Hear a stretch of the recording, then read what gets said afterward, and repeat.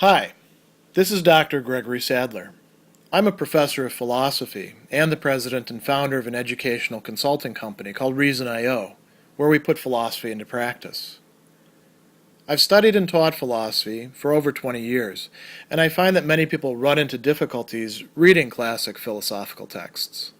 Sometimes it's the way things are said or how the text is structured, but the concepts themselves are not always that complicated, and that's where I come in. To help students and lifelong learners, I've been producing longer lecture videos and posting them to YouTube. Many viewers say they find them useful. What you're currently watching is part of a new series of shorter videos, each of them focused on one core concept from an important philosophical text. I hope you find it useful as well. Within his unfinished work, the Pensées, Blaise Pascal engages in a very interesting set of reflections on what tyranny consists in. And he doesn't just mean political tyranny, where one person or class dominates another. He's also thinking about tyranny spread throughout the social fabric and within the realm of relationships. So we could speak of a tyrannical marriage or a tyrannical friendship, neither one of which are really going to be much of a marriage or friendship if that's the case. And the same general principle can go all the way up to the international level as well. So what does he tell us that tyranny consists in? He gives us two things that really could be definitions. One is willing, or it's also translated as wanting. The French for it is vouloir, the word that we use for to will. Wanting to have in one way or one manner, une voie in French, what can only be had in another. So demanding or desiring, imposing upon things, that what is appropriate in one area be the paradigm or the map or the blueprint for all other areas. And we'll come back to examples of that in a moment.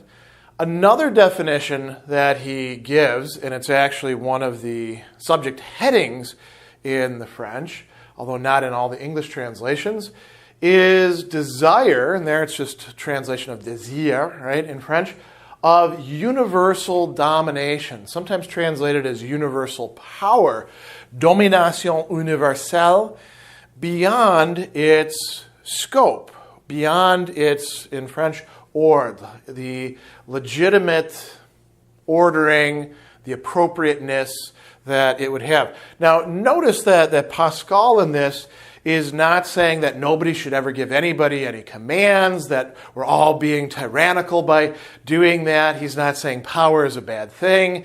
He's not even suggesting that we need to change society or social structures or relationships in any sort of revolutionary way. What he is pointing out is that there is a tendency to take what we've got that's legitimate and then go too far with it. So if we look at the examples that he has to illustrate this, right? We go back to the willing to have in one way what can only be had in another way. He says, we render different duties, in French, devoir, the word for to ought to, right? We have different duties or different obligations to different merits. And when he speaks of merits there, we're talking about people who have or express some sort of value. They possess a quality. And those qualities, in fact, Pascal thinks, do in fact obligate or produce a should in relation to them. So he talks about the strong.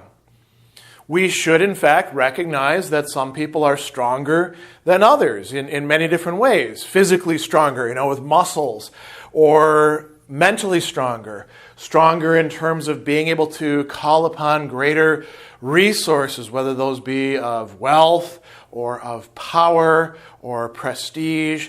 We could talk about all different types of strength, and there is something that is strength, and we render something to it, but we don't render everything to it.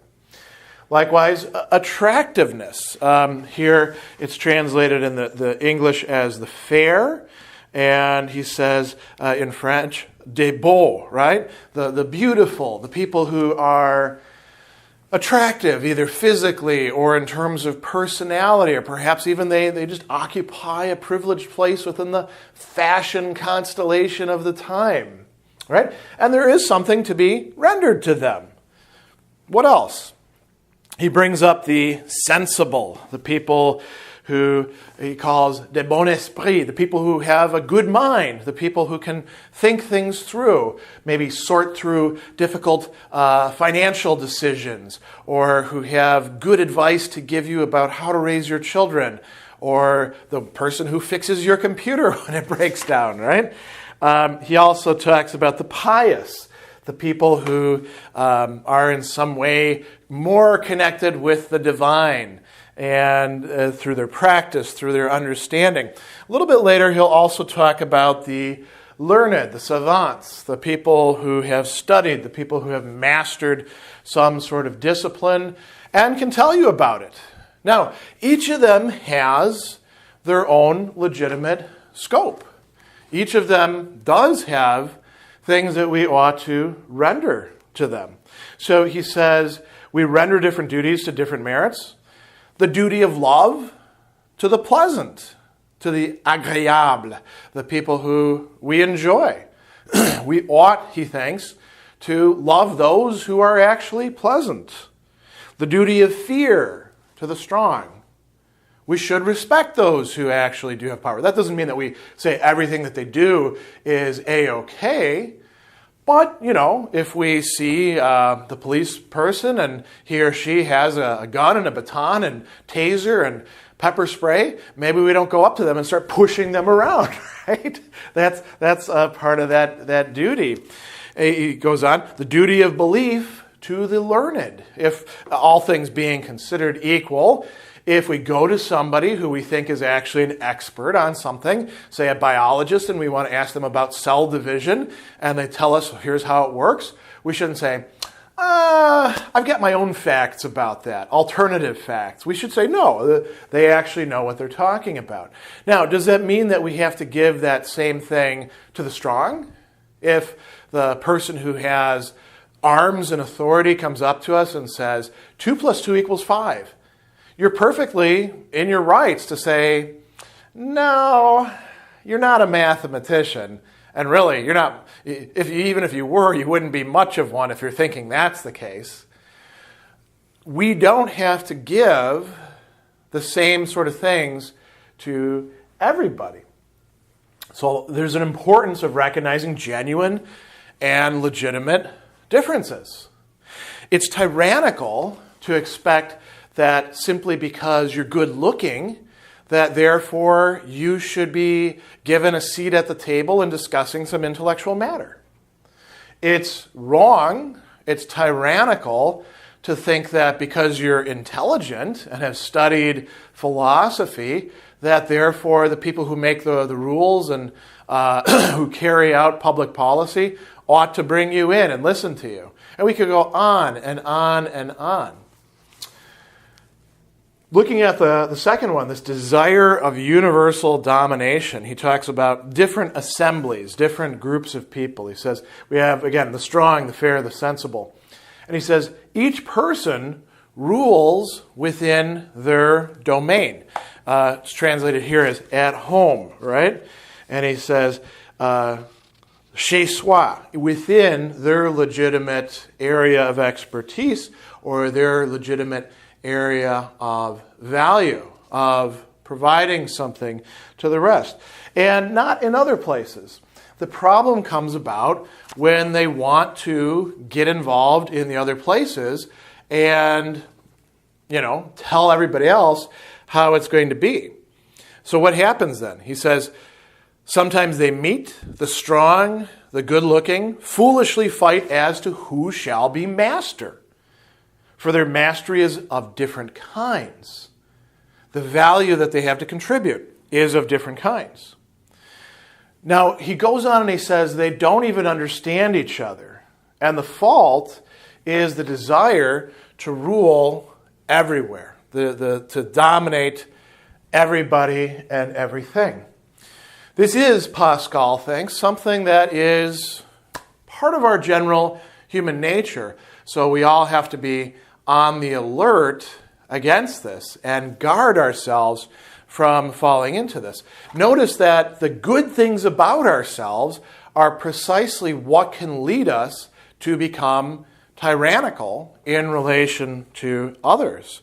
So he says, nothing can actually make this work, not even might, not even power, which is no use in the kingdom of the wise and is only mistress of external actions. You can say, well, I have power, so I will make the learned follow me, or I'll cut off their government funding, or I'll throw them in prison, or I will, and you can go on and on and on with tyrannical actions to take against them. But that, even if you kill all of them, even if you silence them and burn their books, you're still going to be an ignoramus in relation to the wise.